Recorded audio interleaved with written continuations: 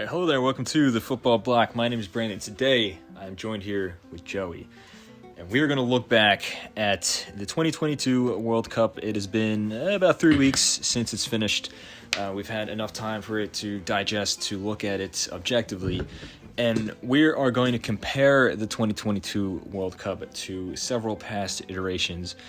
So, let's start off with looking at the most obvious thing, the champion, and we're going to compare Argentina, who won in 2022, compare that to France in 2018 and Germany in 2014. Now, obviously, I forgot to say this earlier on, but we want to specifically look at 2018 and 2014 in comparison to 2022. Obviously, we can look back at other World Cups, but considering my age as well as Joey's age, 2014 is the first one that I personally remember the most. Like, I vaguely remember 2010. I don't remember 2006 or 2002. I was only a baby.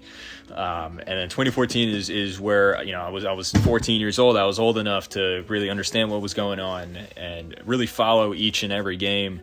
It was also when I started being a fan of soccer. I'm sure it's probably similar for you, Joey. Yeah. So, but like I said, let's look back at the champions. So, Joey, how do you think Argentina 2022 compares to France 2018 and Germany 2014? It's tough rating. Like, Argentina to, in my opinion, Germany, but I think definitely better than France. And it goes down to, like, play style, I guess. When I think of France, I don't really think of a specific way they played in 2018. They were just pretty pragmatic, and they had a really good team. Obviously, Mbappe was great, but when I look at, like, a team, I look at how Germany played and I look at Argentina, how they played, and I see much more complete teams. I think for Argentina, I thought it wasn't just Messi. I thought they had their other players pick up a lot of slack, and it was kind of obvious that their whole game plan was to put Messi in positions where he could put on his moments of magic and not have to worry about the guys behind him. They just did their job and they let him do the magic. And I think that's where they differ from France, where it's kind of felt like they still won the tournament, obviously, so they didn't do anything wrong. I just felt like in France's case, there was a lot more individuals kind of having great displays rather than a team, I guess. Yeah, I agree. I think that out of these three teams, I think Germany 2014 is, I think, very clearly the best. That being said, that doesn't take away anything from France winning or from Argentina winning. I think that this Argentinian team by far was the best team in this tournament in 2022. I think they're deserved champions. They played some beautiful football at times, but I think, they did have some visible flaws. Obviously, sometimes they couldn't really hold on to a lead. They fell apart against the Dutch in that last 15 minutes there, and then they almost lost the final to France because of Mbappe, and also they did lose the game against Saudi Arabia. And there was moments here and there where they looked shaky, but still, overall, compare them to the rest of the teams in the tournament, they were the best. Compare that to Germany. I mean, there was moments where Germany was tested. They were held to a draw by Ghana. They were pushed all the way to the edge by Algeria, and I thought they actually did get a little outplayed by Argentina, but still, throughout the rest of the tournament, there was moments where they would just crush teams, or it would just be unfair, and then you'd just be like, okay, this team, just give them the trophy now. France, on the other hand, if you follow the Football Bloc, I am not a particularly big fan of this French team. I think they're very overrated. I actually think that France in 2022 was much better than they were when they actually won the World Cup in 2018. I think, as Joey said, it felt like just, they'd win games by an individual popping up here, a little luck here and there. They kind of benefited mostly from the rest of the big teams kind of being subpar as well. I would say between Germany 2014 and Argentina 2022, if they were to play each other, obviously, we're speaking in hypotheticals here and all that stuff, and these are two teams from two different eras. It'd be hard to say who would win, though, because I think Germany overall is a much better team. If you go position by position, I think they're better, but there's a catalyst there. You got Messi. Obviously, Messi in 2022, this World Cup, this is, I think, some of the best games I've literally ever seen him play. Just the way that he just Say it's probably his best World Cup. Yeah, Definitely. no question there. I mean, you put that guy on 2014 Argentina, the team that probably outplayed Germany. They only lost 1-0 in extra time. Yeah, it was really close. I mean, how can you argue with Messi? 7 goals, 3 assists. in just one tournament. The 10-goal contributions right there. We're talking comparisons to Maradona back in 1986. Actually, I think you can draw a lot of comparisons between the 86 Argentina team and here in 2022 because they're both very good teams. They both have talented squads, but it was more so just the one individual player that's carrying them all the way through. I mean, you remove Maradona from 86 squad, you remove Messi from this team in 2022, I don't think that either Argentinian side win. And that's not to say that the team's not good or like besides the team. They obviously were very good, but and obviously we're speaking in hypotheticals here, comparing each team. Like we're talking different eras, different styles of play, different players, and things like that. But let's look at the tournament overall. Let's look at something a little more abstract. In 2022, tournament was obviously hosted in Qatar. 2018 it was hosted in Russia. 2014 it was hosted in Brazil. Joe, what did you think about the atmosphere of the tournament? We're talking about like the fans, just simple things like when the camera zooms out and you see the people in the streets and stuff like that. What do you think of 2022 in comparison to the other two?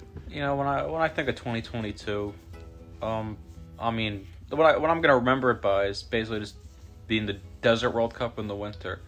It's like it was such a contradictory experience to like all World Cups prior, and I mean, I'm sure it's definitely gonna be memorable because I mean we're here freezing watching people play in the 90-degree desert.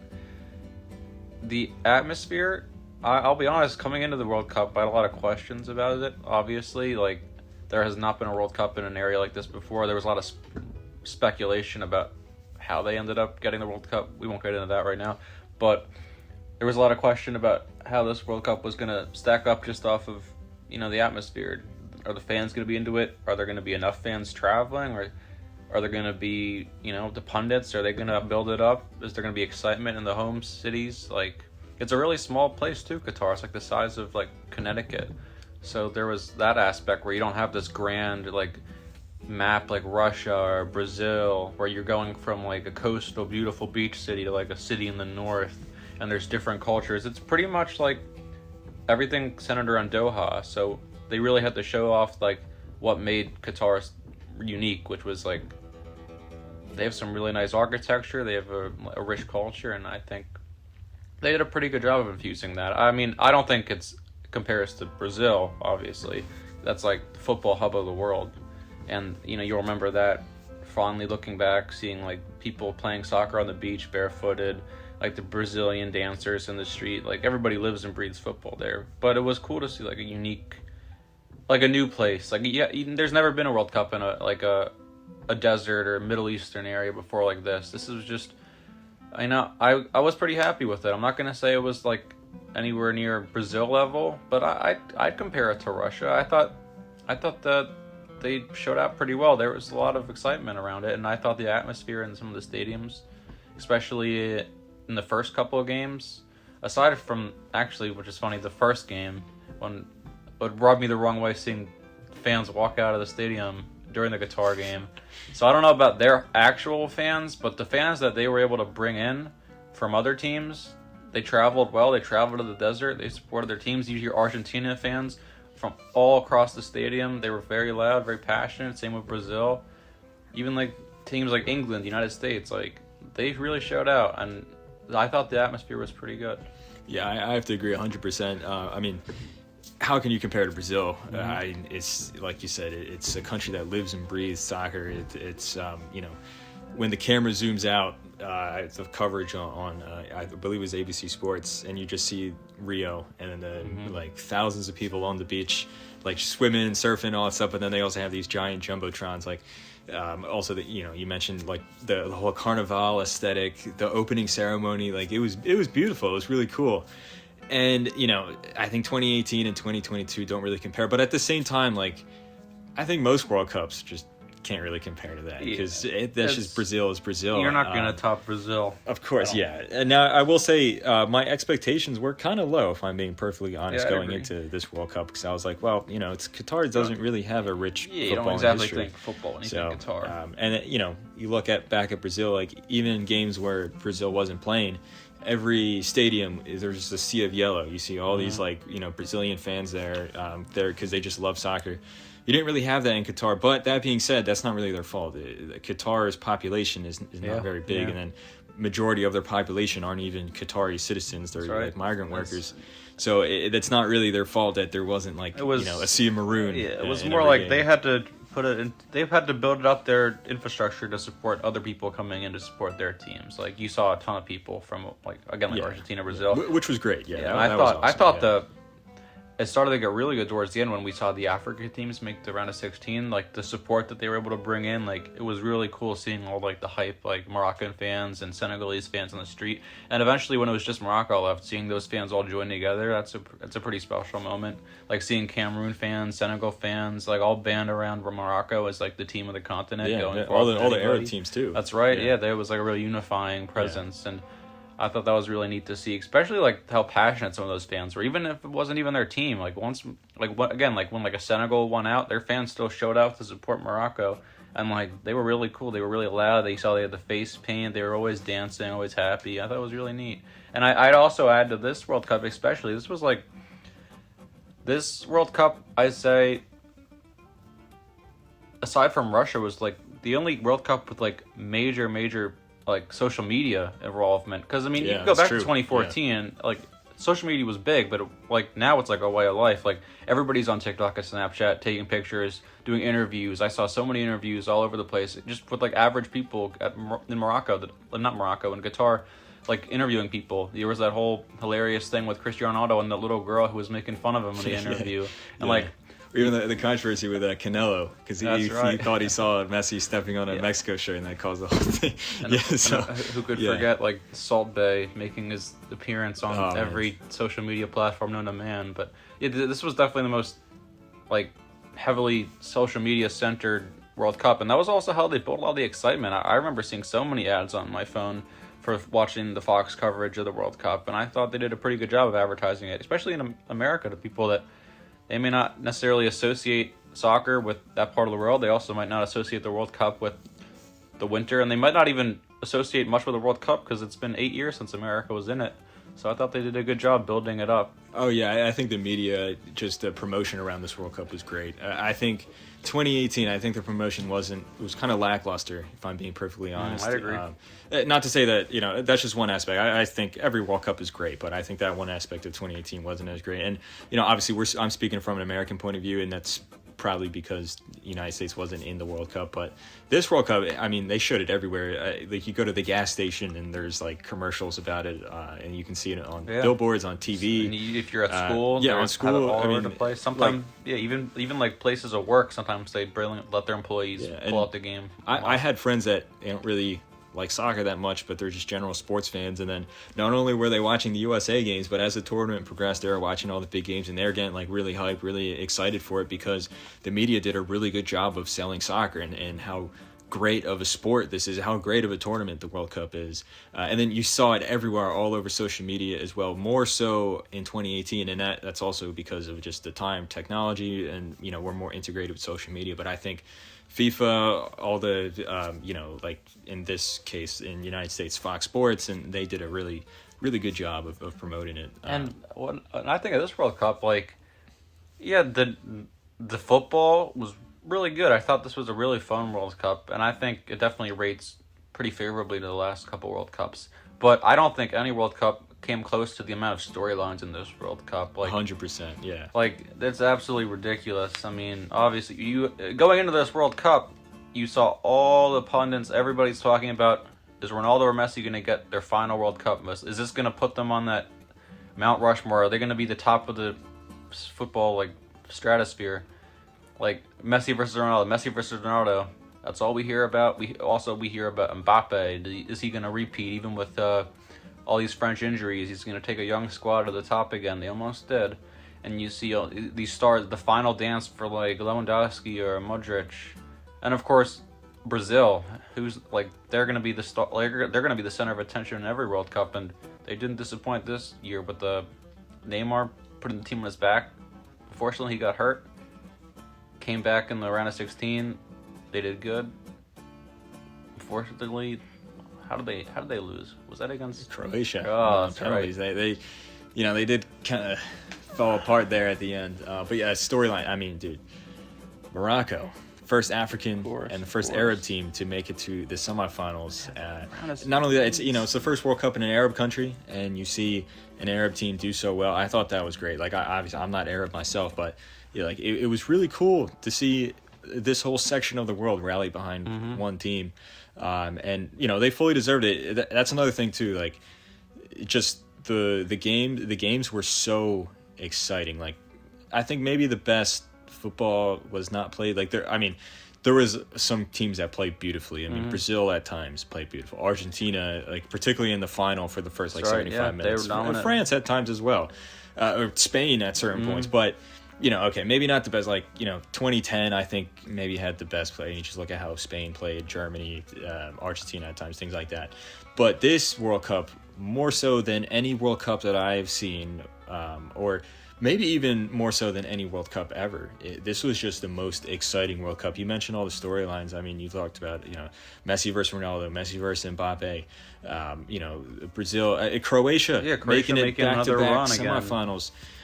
Who else? England trying to come back after losing the Euro final, and then just narrowly losing to France, even though I thought they actually played well. They did play pretty well. France trying to avoid the champions curse, and then also towards the end, like as the tournament went on, they were trying to be the first team since Brazil in 1962 to win back-to-back, and they got really close. Considering the circumstances, they all the injuries, You take out the best midfielders of any team, and the Ballon d'Or winner, most teams aren't going to make the final. That just goes to show not only the strength of France, but the brilliance of Mbappe. Because I think when you look at the difference between Argentina and France, on paper, France still had the better team.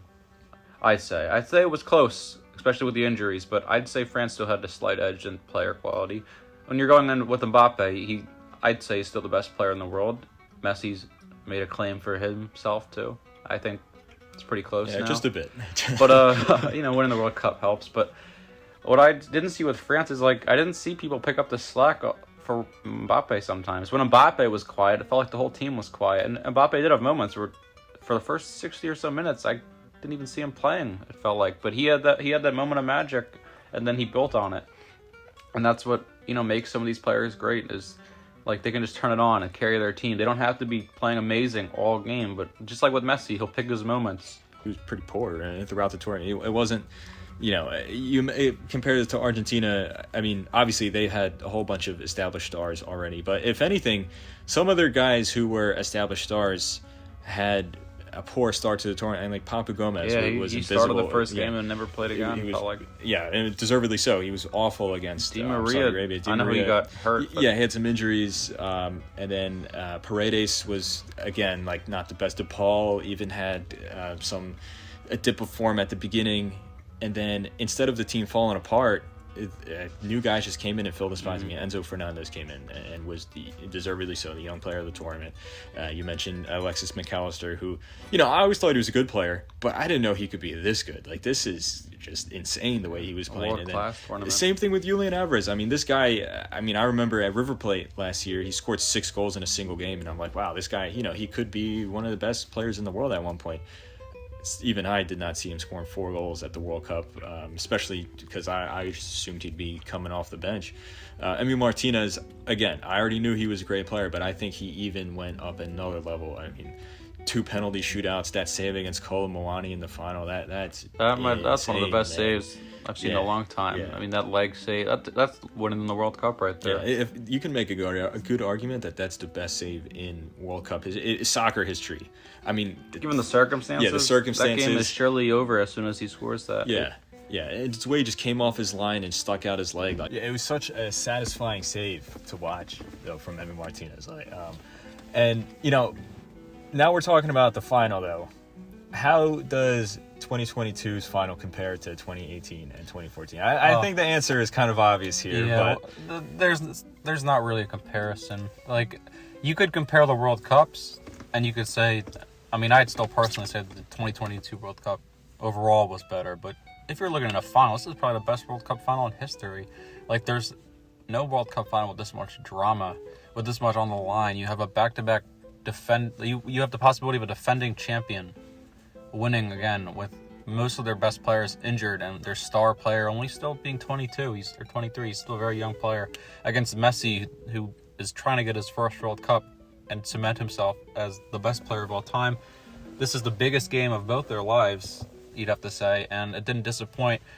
And honestly, it felt like it was going to disappoint after the first hour. Argentina dominated. Messi and Argentina were brilliant. They didn't seem to be letting France have any way into this game. It felt like it was a wrap. It felt sort of like against Netherlands, the first 80 minutes of the game. It felt like this is Argentina's for the taking. They're playing brilliant, like absolutely bossing in the midfield. France, it felt like they couldn't get a touch in sometimes. They would get the ball, they'd lose it. Argentina's they didn't winning have it a back single instantly. shot on goal until the 60th minute. It's embarrassing. You felt embarrassed for France. You're like, oh my gosh, like they went all the way to the World Cup. They were going to prove everybody wrong. We can not only get out of the group like most champions couldn't, but we can now win. Like they beat Morocco. And, you know, they were riding high. Came into that game against Argentina. You'd still have to say, in my opinion, Argentina was still going to come in as slight favorites, just given the circumstances. They looked really good against Netherlands, aside from that last 10 minutes where they got the 2 headers or whatever. Like that, I rule that down to just, you know, height advantage for the Netherlands. There's not going to be very many teams that are taller than the Netherlands. So I don't think you have to worry about Mbappe winning many headers compared to those giant Netherlands guys. But France, it looked like they were lifeless. It looked like they had no intention to win the game, and that's when you rely on that Mbappe magic. Like, if the rest of your team isn't going to do anything, you need your star to pick up the slack, and at times it didn't look like he was going to be able to do it. He looked frustrated. It looked like he had trouble even getting the ball and doing anything with it, instantly getting swarmed by Argentinian defenders. And it wasn't until the last 20 minutes where France really turned it on, and then it looked like, oh my gosh, not only is France playing better, but they could win the World Cup. They might steal it. Like, they literally might just win the World Cup right now. And, you know, I thought it was the best way to, like, possibly have the game end. I'd prefer a game ending amazing rather than beginning amazing and ending boring. It ended amazing, and it began with just Argentina just kind of easily putting aside France 2-0 for a majority of the game. And this World Cup final had everything, especially ending on penalties the way it did. Yeah, it's almost as if Argentina knew that they were going to win, but then they wanted to make it exciting. Mm-hmm. They didn't want to. They're like, all right, we know we're going to win, but let's make this interesting for the fans, for everyone watching, and that's ultimately what ended up happening. I mean, you mentioned it. I mean, you know, I was rooting for Argentina, obviously, but Messi's my favorite player. I wanted to see him win the World Cup, so I was completely okay with Argentina bossing the game. But if, you know, put myself in a neutral point of view, yeah, it was tough to watch from a certain perspective, just because of how dominant it was. I mean, France, you mentioned that they couldn't even put like 2 passes together, and Argentina was just dominant. Di Maria was everywhere. McAllister was going up and around the field. Messi had beautiful touches here and there. It was, I mean, and then Emi Martinez was just basically sitting there in the goal with nothing to do. Meanwhile, Giroud is off on an island. Dembele had possibly the worst game of his life. Mbappe did absolutely nothing. Theo Hernandez was getting torn apart. It was crazy. And then all it takes is one chance. Mbappe gets a penalty, puts it in. 30 seconds later, and you know, I was watching this game with a bunch of friends. Joey was there. You know, we were all rooting for Argentina, with the exception of Joey, and it was funny in hindsight because we were trash talking the whole time. We were making fun of Joey, and then once Mbappe scored that second goal, the whole room was silent except for Joey. You know, if there's one time to you really get it all out, it's after your team comes back from 2 goals when everybody's doubting them. But you know, as much as I say I was rooting for France, and I was still very happy to see Messi win. I think there's not a person in the world, except for maybe like the most staunch Ronaldo fan, that didn't I almost shed a tear when I saw Messi winning it. My eyes were watering. Like it's like a surreal moment. Like this is people's childhood icon. The same way that like Maradona and the late Pele were people's icons. Like, and it was just it's something so right about seeing them hoist the trophy, and like, because that's the dream of everybody, whether you're the best player in the world or just some bench player. Everybody wants to lift the World Cup. And to have this generation's best player not win a World Cup would have been, it would have left a taste in our mouths. And I'm really glad that he ended up winning. And I know I'm a huge Mbappe guy. He already has a World Cup, and I'm sure they'll be back again. He's only 23. And it was just really cool to see Messi win it. And you could tell how much it meant to him. And it meant to everybody, not just in Argentina, but in like that whole region, the whole world. Seeing everybody unite around him. Yeah, it was great. I mean, I didn't cry, but I was like on the hairline. I was just about to shed tears of joy. It was just so much elation there. It was the best possible ending to this World Cup. And honestly, I mean, it's a storybook ending to his career, and it's not even over. And I think he's still gonna play for the next couple of years. Yeah, it was such. But if there is going to be a way where you retire from international football, it's probably that right there. I mean, he even said after the World Cup that he wants to play some more, which probably means he'll come to the Copa America, which will be here in the U.S. Which honestly, that would be great from an American point of view because if any of the games are near us, maybe we can see Messi play live. But yeah, I mean, a part of me was just expecting him to just straight up retire, not just from international, just straight up retire. Go out and how can you argue from top. that? He's won literally every single trophy possible, and the last one that he didn't win was the World Cup. Biggest one, and it was the biggest one, and now that would have been the perfect ending there. And obviously, like, part of me is it would have been cool to see him retire like that, just go off riding off in the sunset. But on the other hand, it's like, I love watching Messi play. So and that to me is where this World Cup differs from Germany or France winning it. And you take the football out of it, just take the moment and like. There is no Messi on Germany or no Messi on France yet. Mbappe might have a case someday, but you want to see the best player win, especially someone so likable as Messi, and that's that storyline I think that just triumphs everything that any other World Cup in recent memory had. It's just there's immense pressure. Like that pressure has been on him. It's just been building and building and building for over a decade and a half now, and it happened.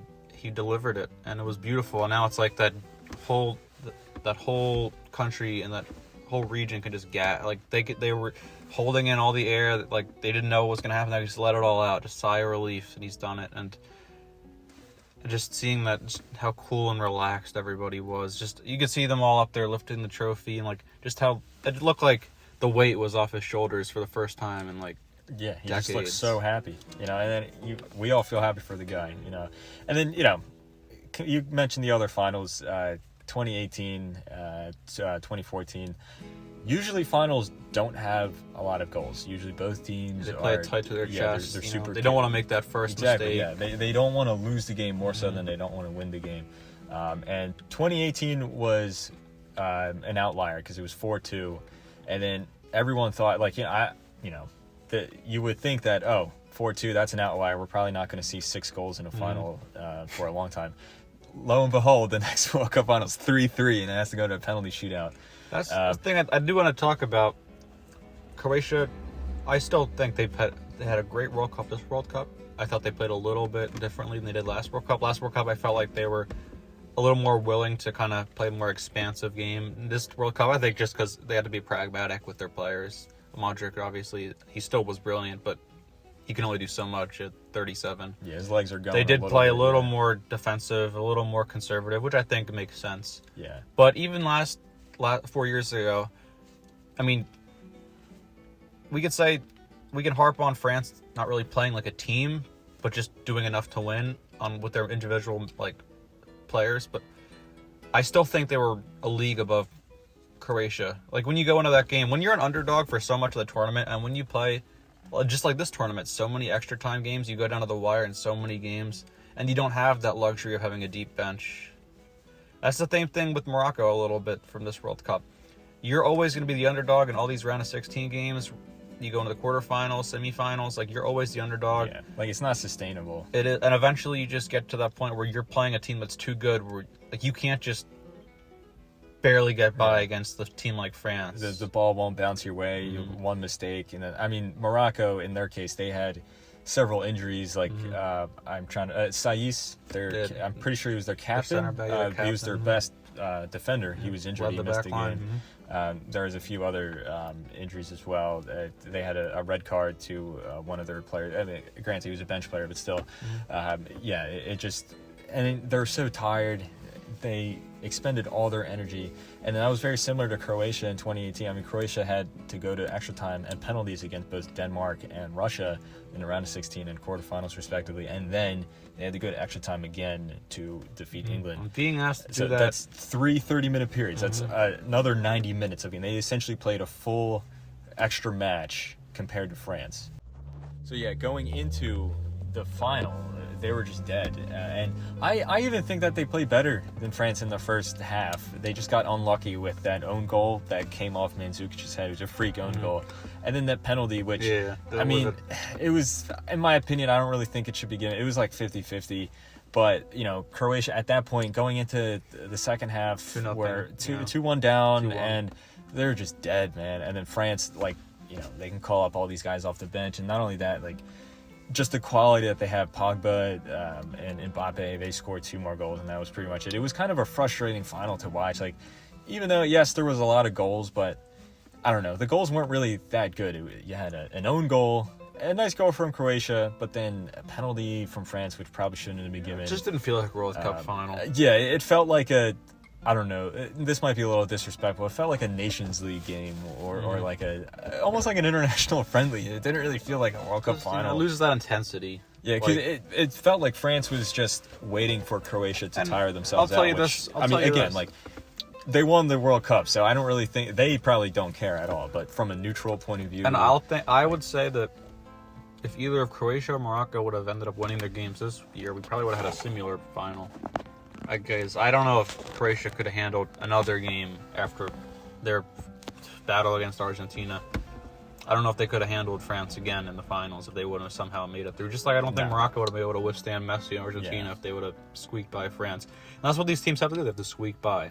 And eventually you just can't anymore. And, in one part, if you're a football fan, especially if you're neutral, you want to see these teams do well because they're underdogs. Everybody likes underdogs. But eventually, you want to see good soccer, good football being played, and especially the best of the in a World Cup final. You can see these games where you have numbers in the box, you play really hard-nosed defense, and you get a header and you protect a 1-0 lead. You can see those games. That's fine, and that's how a lot of teams are going to get to the round of 16. And I respect that because a lot of times that's what you got to do against the teams that suck up possession. Can do, really. Yeah, and even Morocco, they had their moments where they looked really comfortable on the ball with Hakimi, that connection with him and Ziyech. I thought they played brilliantly at times, and they really dominated their group. They looked really good, their defense.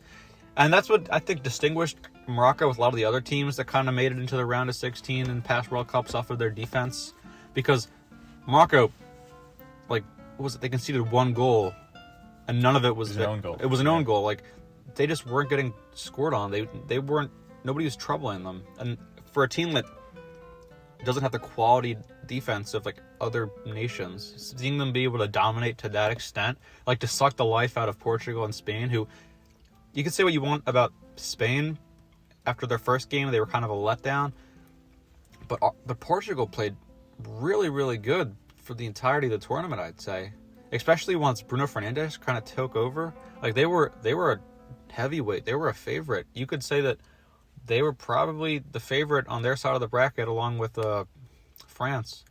Yeah, I agree. I criticized Fernando Santos for the way that he plays, his pragmatic style, which doesn't really fit with Portugal's attacking style. But I thought that he kind of did everything right. I thought he changed his strategy. I thought that he put the players in the right positions. I thought that statement victory, Portugal 6-1 over Switzerland. It wasn't even Switzerland really rolling over and playing bad. They just got completely outplayed. And Switzerland's not a team that usually looks that open against. They really just got the life beaten out of them by a relentless attack. And the whole narrative around Ronaldo not starting, you're what are they going to do? Oh, they go and score 6 goals. And then even Ronaldo, he came off the bench. I thought he played really well. He was unlucky not to score. He had 2 chances there. One was offside, and then the other he very narrowly missed, but I thought they were great. And then it was, it was so sad to see Portugal lose and to see Ronaldo go out like that. But I have to admit, it wasn't really their own doing. Like, it wasn't like, let's say Portugal played bad or something. I thought they played They played well. Did it was all just, they could. Morocco was just like that. That was a defensive masterclass there. One of the best defensive performances that you'll ever see at a World Cup. And like you said, it's crazy because, you know, this is a Morocco team that in June of this year, or well, I guess last year at this point, in June of 2022, they lost 3-0 to the United States. In no shape or form was I going to predict that, or I was going to see that this team is semifinals of the World Cup, only conceding one goal before the semifinals and an own goal at that. Crazy. So it's like, yeah, it's completely. And we're going to see quite a bit of these players in the summer go to bigger clubs. I mean, Amrabat was already talked about. Yeah, I mean, we might see them go. Yeah, literally in January still, And they played so well considering what the hands that they were dealt. Like, you don't have the luxury of having a ton of La Liga, Premier League, Bundesliga players. You're relying on a lot of like lower tier France players. Like, a lot of the Moroccan team was born in France. These are guys that, let's be honest, they would play for France if they could, but France didn't think they were good enough. And they go and they show them, hey, we're good enough to make a World Cup semi-final. And now they're getting love from a lot of these teams that didn't want anything to do with them in the first place. And you've got to feel happy for them. Yeah. And you see, even like their best player of the tournament probably was Ziyech, and he's kind of a lost soul at Chelsea. Yeah, given how they utilize to be honest, him. I hope he gets a move to a place where he gets to start consistently. And if that means going to like a slightly smaller team, that's fine, because it means he's going to get to play and he's going to get to show what he did against Morocco. Yeah, I mean, this team. We talk about Senegal in 2002 and their run all the way to the quarterfinals first.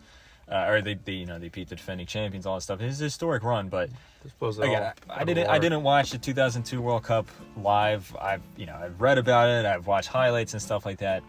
And I got to admit, like, Senegal, credit to them. The fact that this is their first ever World Cup and they made it to the quarterfinals, that's insane. But they didn't necessarily play that well. They got a little lucky against France. A very poor French side in hindsight. They got to the quarterfinals by beating Sweden by virtue of a golden goal. A golden goal doesn't exist anymore. They scrapped that rule. Sweden, not necessarily a world beater. I think this Moroccan team is 10 times better. You look at the teams that this group had to play. You can go back to their group stage. They have Belgium in the group. They have Croatia in the group. Croatia, by the way, another semi-finalist of this World Cup. Then they play Spain and Portugal, two of the juggernauts of world football, beat them both. Their defense looks impenetrable.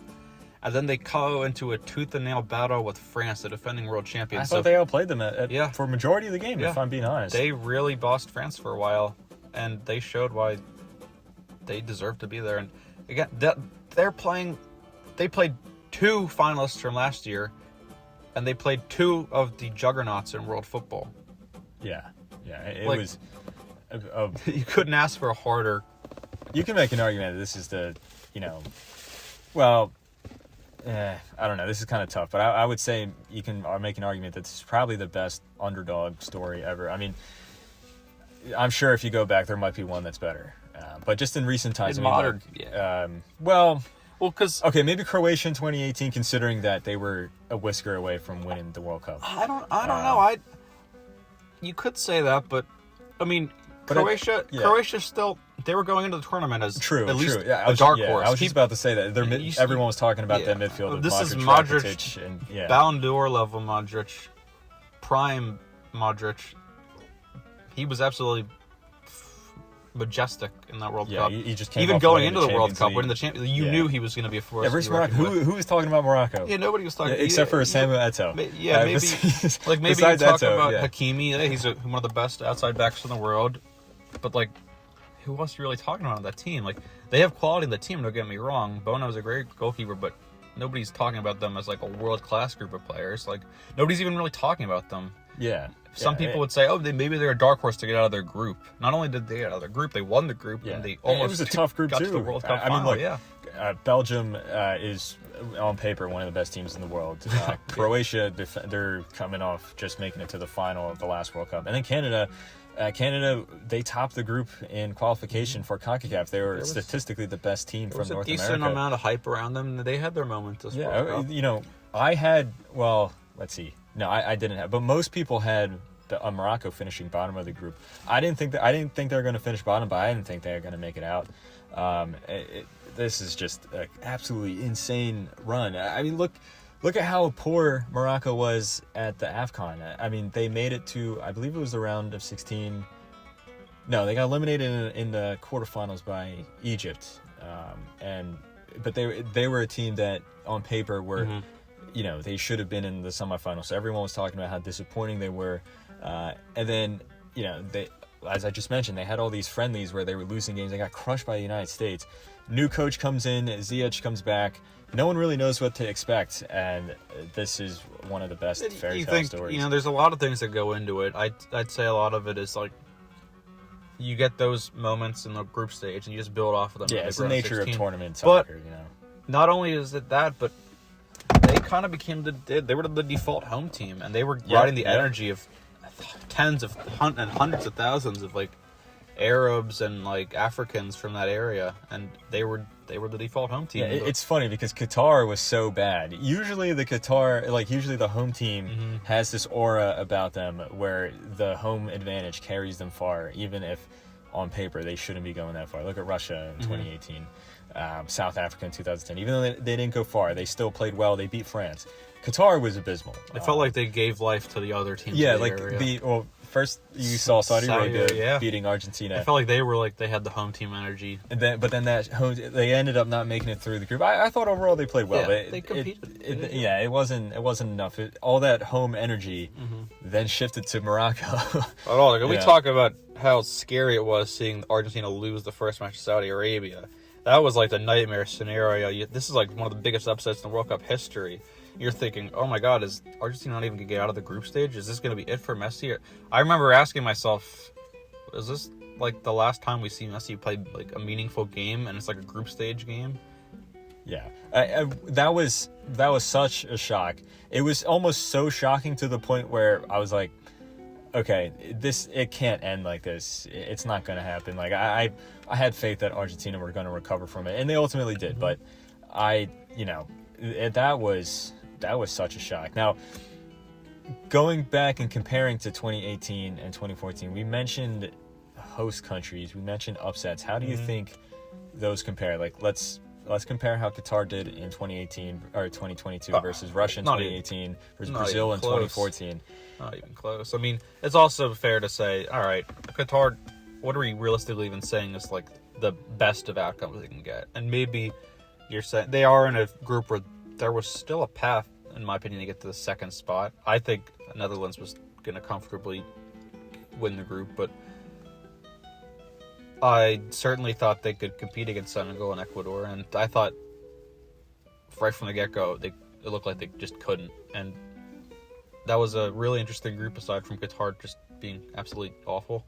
And, it's hard to really fault a nation that doesn't have much of a atmosphere around it for their nation, like their national team. Like, they brought a good atmosphere in general, but there's only so many people that even live there. So how are they going to get, tens of thousands of supporters when that's like 50% of their population right there? Yeah, it was. I was shocked actually, because I thought, like I said, the host nation almost always does well. Every single home nation in World Cup history has had a good performance. The only exception you can say is maybe Brazil in 2014. They got beat 7-1 by Germany, but still that was a semifinal. They got all the way to the semifinals. Russia made their run into the quarterfinals, and they only lost on penalties. They defeated Spain on their way there. They had some good performances. Qatar, I mean, they were bad, and not only that, like this is like, if you just look at it from the perspective of saying like, oh, Qatar, this is their first ever World Cup they're playing in. They're not a powerhouse for this sport. Like, okay, it makes sense. But if you take a deeper look, I mean, Qatar is the reigning champions of Asia. They crushed everyone in the Asians Cup. They defeated Japan in the final. There was no contest there. Then they then competed in the 2019 Copa America. They had a respectable performance. The 2021 Gold Cup, they got all the way to the semifinals. And then the Arab Cup last year, they finished third. This is a team with a lot of experience. These guys have been playing together since 2011, 2012. And the coach is from La Masia. There's a lot of La Masia influence there. going into the tournament, I didn't think that they were gonna dazzle and win the tournament or go make semifinals or something. But I thought that they're gonna make it out of the group and then probably go out in the round of 16, at least be respectable. But instead, that first game that kicked off, they looked scared. They did not look like themselves. They did not look like how they played at the Gold Cup or the Asian Cup or the Arab Cup. They looked like they didn't know how to play soccer. Yeah, I mean, they could not string simple passes together. Was awful. I mean, yeah, the keeper was awful. I mean, Almoez Ali and Akram Afif, who are their two best attacking players, they would Akram Afif had to drop all the way back, was essentially playing as like a holding midfielder, and Almoez Ali barely got a touch on the ball. Hassan Al Haidos, the captain of the team, he was just, he could not complete one simple pass to his fellow midfielder. It was that bad. Ecuador completely outplayed them. There was no contest. It was only 2-0. It could have been like 4-0. And then from that point on, it was just the same thing in each of the three games. Compare that to Russia. I mean, Russia played their hearts out. That was a great the performance. first game from the they team. won 5-0, right? Yeah, they completely crushed Saudi Arabia. Pulverized They completely knocked out Egypt. They just knocked them out of the water in that second game. And then they lost to Uruguay, but then in the round of 16, they got clearly outplayed by Spain, but they did just enough to stifle them. They didn't let them get a lot of chances, and ultimately they beat them on penalties. And then they pushed Croatia all the way to penalties. They played their hearts out. They they were not afraid. They had the whole country behind them. We did not see that with Qatar. And then even in Brazil in 2014, this one's a little hard to compare because Qatar and Russia are massive underdogs. I mean, going into we talked about how Qatar is such an underdog, and then going into the 2018 World Cup, Russia was the lowest ranked team according to the FIFA rankings, whereas Brazil is Brazil. So it's kind of hard to make a comparison there. But even still, they made it all the way to the semifinals. Yes, they had possibly the worst loss in World Cup history, but still, they made it that far. But speaking of that shock upset, the 7-1, the famous 7-1, how do you think the upsets at this World Cup compared to the last two? I mean, you just mentioned Argentina versus Saudi Arabia, but how does that compare to, South Korea beating Germany 2-0 in 2018, or Netherlands beating Spain 5-1, the defending champions 5-1 in 2014? I think the big difference with some of the upsets in this World Cup and some of the upsets in the last World Cups was, I felt like these upsets take the Morocco upsets away, take the Croatia upsets away, take the dark horse runs. If you're just looking at individual upsets, take for example, let's pick one. What was it? Morocco against Belgium, maybe, or wait, you said it didn't mention Morocco. Japan versus Spain and Germany. So if I'm comparing upsets of that quality to the upsets of last year's, I mean, I guess you could argue that Germany was just as much of a favorite as it was last year when they lost, not last year, but last World Cup cycle, when they lost to South Korea and they lost to Japan. And I thought there was more on the line, it felt like, in this World Cup, just because of how bad they were last World Cup. I felt like this was you had to prove it now, Germany. Prove that last year was just a fluke, the last World Cup. Prove that you're not just going to roll over again, and they did. You can outplay a team as much as you want with the ball, but if you're not going to score, it doesn't really matter.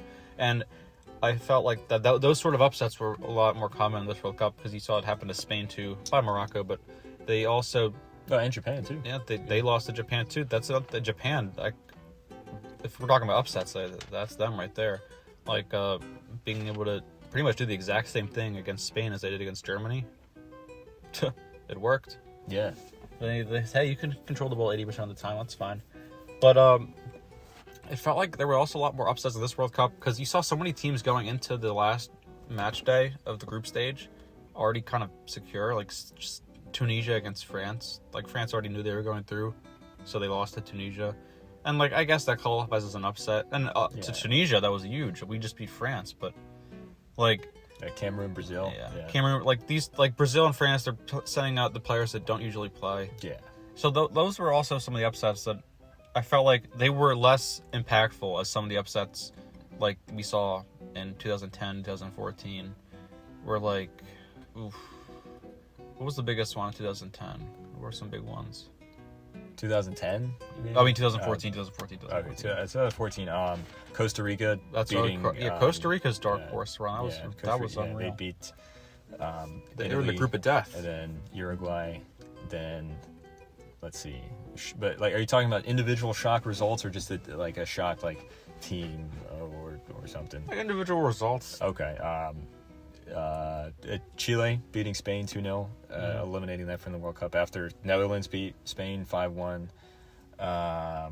Let's see. Because it felt like those ones were big because for Spain's in particular, because it just felt like that was the end of like a dynasty. A dynasty was falling. It didn't feel like there were any losses that felt like this World Cup for like a superpower, because I felt like most of the superpowers did good, and the team and the superpowers that you kind of felt like were on their way out, like you kind of knew they were already on their way out. There were a lot of people that still rated Spain really highly going into 2014, because I mean, you're still like the best team in the world in 2012. Yeah, you have most of the same core players. There was cracks that you could see, but it didn't feel like it was that bad. Yeah, no. It felt like they had a couple more years. Yeah, like, okay, maybe they weren't going to win the World Cup, but they're semifinals or quarterfinals at least, not losing 5-1 in your opening game to the Netherlands, who most people thought going into the tournament that the Netherlands were in really bad form because they had just got eliminated in the Euro group stage 2 years prior. And then most of the guys that made it to the 2010 final had gone. They weren't there anymore. So yeah, that was a huge shock. I mean, you already mentioned it, like the giants that fell apart in this World Cup. I mean, Germany, I think that was unexpected in the way that they got eliminated, but at the same time, I don't think many people were really saying Germany was going to win the World Cup.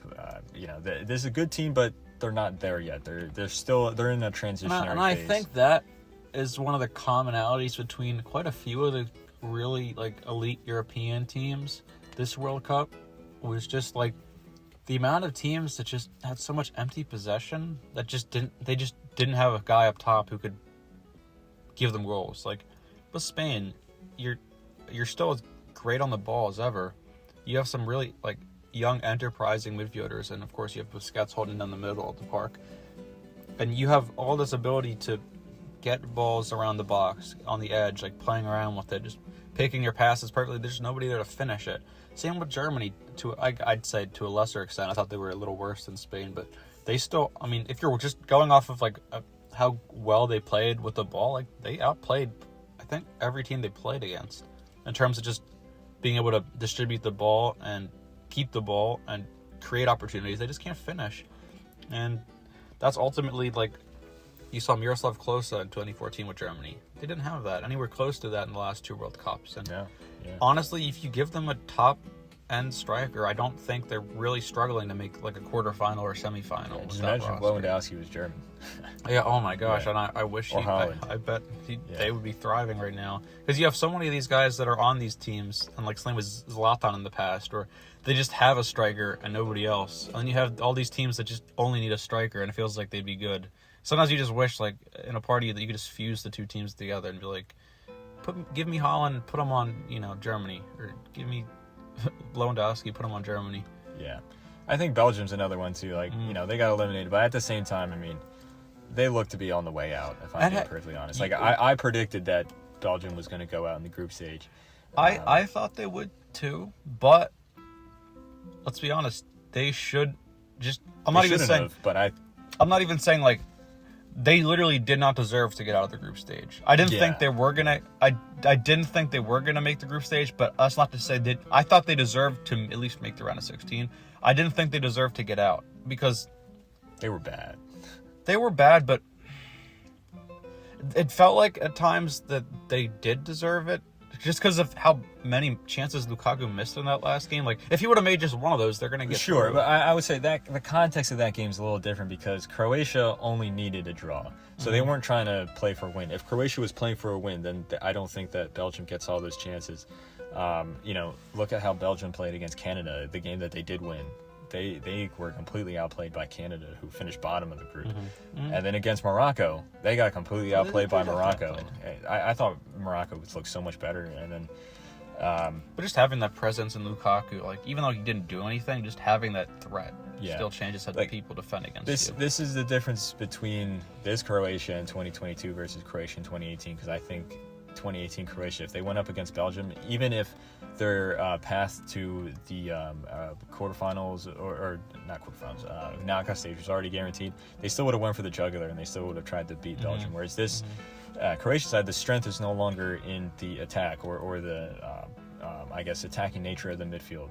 Look in 2018, they had Modric distributing the ball, Rakitic running everywhere. You had Mandzukic up top, Perisic bombing down the wing. This World Cup, I mean, Mandzukic is retired. You have guys who are decent, like Lavaya, Meyer, Pekovic. Like they're okay. Kramaric, they're good players, but they're not Mandzukic. Perisic, he's still great, but he's getting on. I thought in age. Brozovic played the best. Brozovic was amazing. And he's still in his prime. He's the outlier of the team. Sure, yeah. And then, young Vardy was amazing. Yeah, Rakitic is gone. Modric is still there, but again, his legs are going. The strength of the team is in the defense. And you mentioned Guardiola, best defender of the tournament. I think, no question there. But at the same time, I thought Dejan Lovren rolled back the years. I thought for the most part he had a really good tournament. And then Livakovic in goal for Croatia. I thought if it wasn't for Emi Martinez and his heroics in the final, Livakovic should have been the Golden Glove winner because of just how important he was to the team. Compare that to 2018. Their defense wasn't really that good. They conceded a decent amount of goals. Subasic made some errors. It's funny because the team is almost flipped. The only similarity is Modric. The team has changed around Modric, where the attack is no longer their strength. It's now the defense that's their strength. So that's what happens when you don't exactly have the plethora of resources as other European teams, where you've got to adjust off of what you just happen to get in your talent pool. Yeah, because look at Spain. Spain's been playing the same style of soccer since the World Cup 2010. They practically just breed midfielders that can just hold onto the ball. Now, again, some differences here and there, sure. Like they're a little more direct now than they were back in 2012, but they've been playing the same possession-based style. If you want to call it tiki-taka, they've been playing that since. And largely it works. Yeah, it largely does work. Usually works better when you have somebody who finishes. Like obviously, when you have Barcelona playing it, you have usually a world-class striker at the helm. Or in 2012, or 2010, they had David Villa, banging in the goals. 2012, you had. You had Fernando Torres was still there. And even when you didn't have Torres, the midfield was so strong. So you're having Xavi and Iniesta hide their powers. Xavi Alonso, Busquets, David Silva, Fabregas. It's unreal. At that point, not to say that their midfield isn't good now, but it's not at the we're talking the 2012 midfield. You can make an argument that's the best midfield. These are guys that we look at what Pedri and what Rodri and what Gavi can be in the next 5-6 years. These guys were the best in the world at that given time. 2012 Spain midfield. These are guys at the peak of their powers. Iniesta and Xavi in 2012. That was the core of the magical Barcelona teams of the early 2010s. They were both at their prime, man. It was crazy. Spain, they really were just at that point missing that forward. And it felt like they were also teams were starting to figure out how to counter against tiki-taka, and I felt like they did. Now it's starting to gravitate towards it again. Now that now tiki-taka teams are starting to figure out a way to counter the counter. And be a little bit more direct. It's like a hybrid of possession-based, but also direct style. And I thought that Spain had that in Morata, but for whatever reason, Lucho Enrique just didn't start Morata. I thought. Look, Morata is Morata. He has his moments where he'll score, but then he'll miss 3 sitters or sky a penalty. He didn't have any of those bad moments this World Cup. I think, if you look at all his international tournaments, this is his best one. I mean, he scored 3 goals. He didn't have any major misses. I don't know why he didn't start more. I think that's on Lucho Enrique, and he got sacked.